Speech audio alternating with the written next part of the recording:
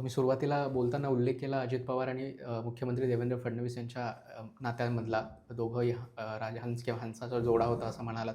अ, ही व्यक्तिगत पातळीवर किंवा राज्याच्या दृष्टीनं तर मोठी हानी आहेच, पण फडणवीसांनी ज्या प्रकारची प्रतिक्रिया दिली आहे त्यांच्या जाण्यानंतर अ, राज्य चालवण्याच्या दृष्टीने सुद्धा दादांचा खूप महत्त्वाचा रोल होता आणि दादासारखा प्रशासनावर पकड असलेला माणूस असल्यामुळं किंवा अर्थ मंत्रालय त्यांच्या हातामध्ये असल्यामुळं मुख्यमंत्री फडणवीससुद्धा एक निश्चिंत होते, की राज्याची तिजोरी एका सेफ माणसाच्या हातात आहे. तर आता त्यांच्या नसण्यानं फडणवीसांसमोर देखील किती मोठी आव्हानं उभी आहेत आणि या दोघांच्या नात्याबद्दल बोलताना माध्यमांमध्ये विविध प्रकारच्या चर्चा केल्या जाताच आहेत. पण व्यक्तिगत पातळीवर खरं या दोघांचं अत्यंत प्रोफेशनली जुळलेलं होतं. राष्ट्रवादी आमचा प्रोफेशनल मित्र आणि शिवसेना आमचा नॅचरल मित्र असं वारंवार मुख्यमंत्री म्हणायचे. पण हे आत्ता जाण्यानं किती मोठी हानी स्वतः मुख्यमंत्री देवेंद्र फडणवीस यांच्यासाठी सुद्धा झालेली आहे. देवेंद्र फडणवीसांसाठी सर्वाधिक मोठी हानी आहे. म्हणजे त्या पवार कुटुंबानंतर सर्वाधिक मोठा फटका आज कोणाला बसला असेल, तर तो देवेंद्र फडणवीसांना बसला असं मला वाटतं. कसा असं सहज मी आपण ही माझी भावना आहे. म्हणजे राजकारणात याला वेगवेगळे अँगलनी घेता येऊ शकेल. पण माझी भावना अशी आहे, की देवेंद्रजींना किमान एवढा विश्वास असेल, की माझ्या पाठीत खंजीर खुपसणारा हा नेता नाही आहे. हा माझा मित्र आहे. हा मला पाठीत नाही खंजीर खुपसणार. त्याच्यामुळं देवेंद्रजींचा त्यांच्यावर 100% विश्वास असणार आहे आणि तो विश्वास वेगळ्या वेगळ्या गोष्टींमधून निर्माण झालेला आहे. याचं कारणही मी म्हणजे याला एक काय म्हणतो आपण त्याला प्रमाण पण एक द्यायचा मी प्रयत्न करतो. तो असा की 19 यांचं न झालेलं सरकार, म्हणजे त्याच्यातल्या काय ज्या स्टोरीज आहेत त्या स्टोरीज आता हे स्वतः बोलत नसले तरी बाहेर सगळ्या पडलेल्या आहेत. त्याला कन्सेंट कसे होते, कसे नव्हते, पण तरीही देवेंद्रजींनी त्याबद्दल फारशी माहिती अद्यापही उघड केलेली नाही. बरोबर. ते केवळ आणि केवळ अजित पवारांसाठीच त्यांनी ते उघड बोललेले नाहीत, की याच्यात काय काय आमचं काय ठरलं होतं, कसं ठरलं होतं, काय झालं असेल, हे त्यांनी कधी पब्लिक प्लॅटफॉर्मवर फार स्पष्टपणे सांगितलेलं नाही.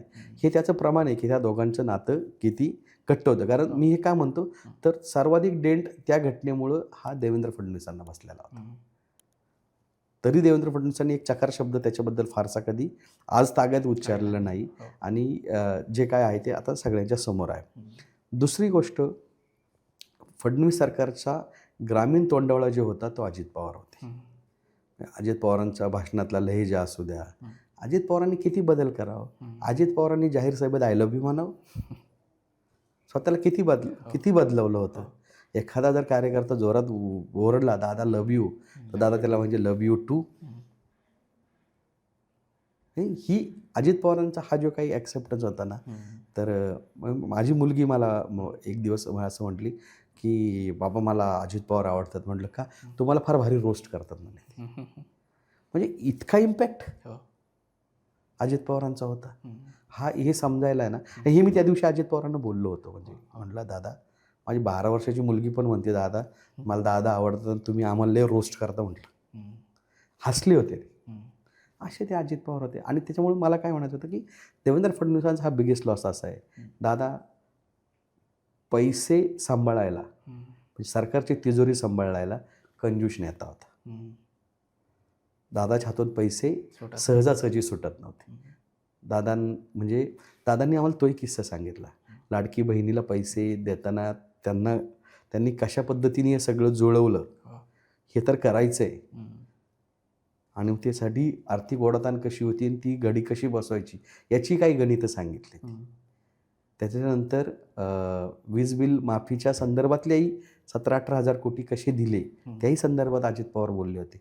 आणि हे सगळं सांभाळायला, हे सगळं करायला अजित पवार हा अत्यंत एक गुणी नेता आणि गुणी सहकारी आपल्याबरोबर असणं, ही अजित पवार ही ॲसेट होती. अजित पवार कधीच लायबिलिटी नव्हती. ते आज ॲसेट नाही आहे ना देवेंद्रजींबरोबर. मग तो सरकारला हा फटका आहेच आहे. मला माहिती असलेले खूप वरिष्ठ अधिकारी असे आहेत की ज्यांना ज्यावेळेस घटना कळली त्यांनी कोणीही फार दीर्घकाळ अजित पवारांबरोबर काम केलेलं नव्हतं. तेही मंडळी अजित पवारांच्या निधनाची वार्ता समजताच सगळे बारामतीकडे धावत येत होते. मला हे माझ्यासाठी त्या दिवशी फार शॉकिंग होतं. एवढ्या मोठ्या गर्दीत कोणी हिशोब ठेवायला नव्हतं. हा आला का, तो गेला का, हा का नाही आला, हा आपल्याबरोबर असा हिशोब कोणाचाही नव्हता. पण तरी त्या अजित पवारांचं पार्थिवाचं दर्शन घेण्यासाठी ही जेव्हा सगळी मंडळी येत होती, हे अजित पवारांच्या कामाची आणि विश्वासाची पोचपावती.